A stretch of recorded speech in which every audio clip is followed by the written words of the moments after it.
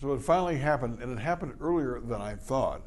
For months and months, pundits have been saying Donald Trump will fall eventually. Of course, people thought he would fall a lot sooner than this, but now in a new Monmouth University poll, Donald Trump is out of first place in Iowa by 5 points to Ted Cruz at 24%, Trump 19%, Marco Rubio 17%, Ben Carson 13%. Ben Carson has fallen 19 points in Iowa in the last 2 months.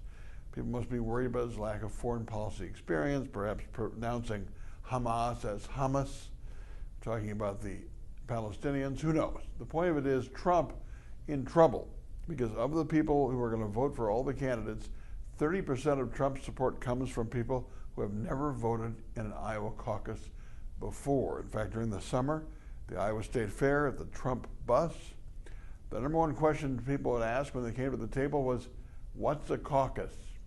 Keep in mind, a very small percentage of people who are Republicans or Democrats in Iowa take part in the Iowa caucuses, only 15% out of the total in each party. You have to show up on a cold night, raise your hand, go caucus, go gather with your fellow supporters, and be counted.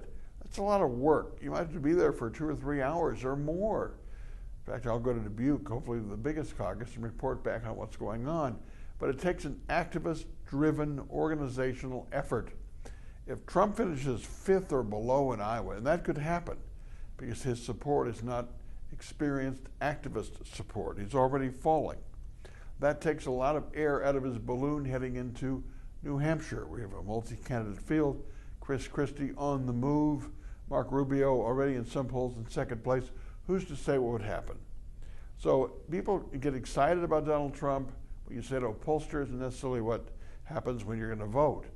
But my question is, what happens if nobody gets enough delegates to be nominated? The Republicans could be like their own party back in 1952 when Robert Taft was supposed to win the nomination, and an upstart politician named Dwight Eisenhower complained about the California delegation being tainted. Taft opened it up. They ended up voting for Eisenhower. Eisenhower won.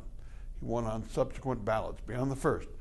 No convention has been brokered since. We could be headed for that again in 2016. Stay tuned.